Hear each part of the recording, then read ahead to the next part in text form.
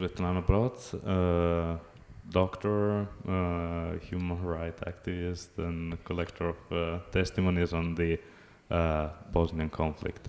Tell us about how and why you started investigating on and caring about the Bosnian conflict. At the very beginning of the war in Bosnia and Herzegovina in 1992, I decided to go in the war zone to try to help maybe only one human being who was in need, working as a cardiologist volunteer.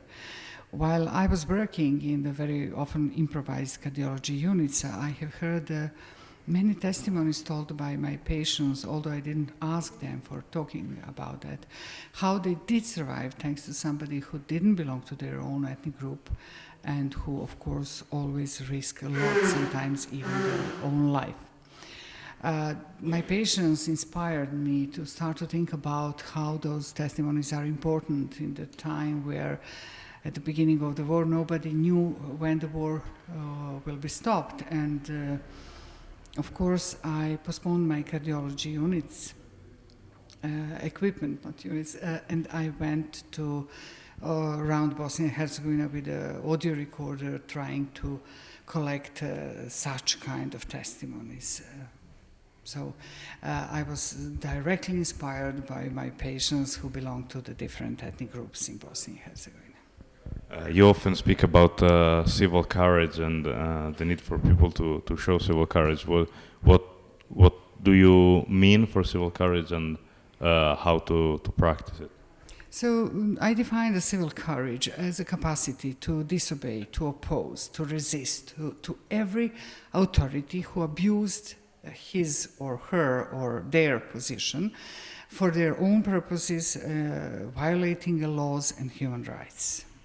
When we have such kind of a definition, then we can think about how many situations in everyday life we have in which somebody should show civil courage.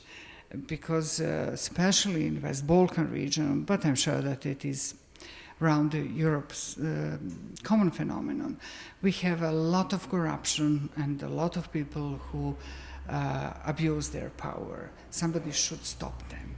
And that's why I personally develop a program on education on civil courage, trying to provide one day critical mass of responsible individuals in each society in which we work with the people, especially with the young people. And what is needed now for reconciliation to happen?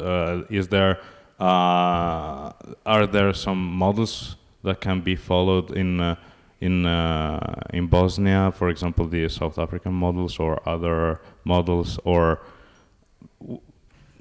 we need different things and different ideas and different methods?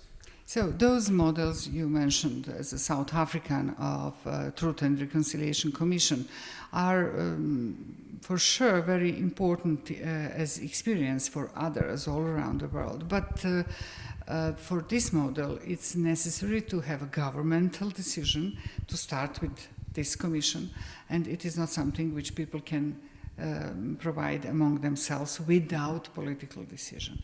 Unfortunately, in West Balkan region, we still, 20 years after the war, almost 20 years, even Kosovo will be 3 years, in next 3 years, we do not have such kind of politicians. We do not have politicians who want to real reconciliation and who want to participate in the reconciliation process. So we cannot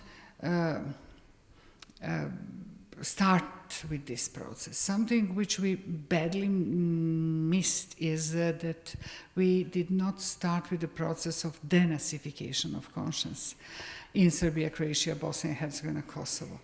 As Germans did start after the Second World War, and they needed a lot of years to pass through this process. So we missed last 20 years without starting the process of denazification of conscience.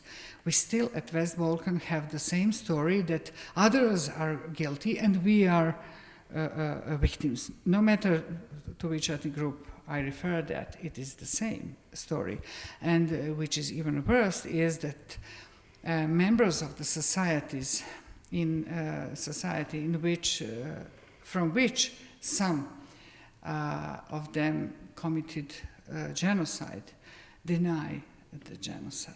And this is not a good starting point. We can't go further with such starting point.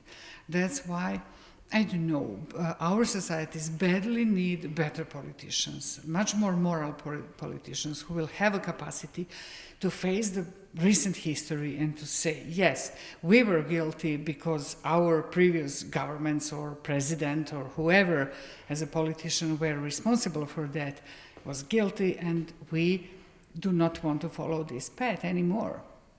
Before it happened, every single victim might be afraid that somebody will repeat the atrocities. Thank you very much for being here. It was an honor to have you as a guest. So thank you very much, especially for assisting me all the time with the interpretation. Thank you.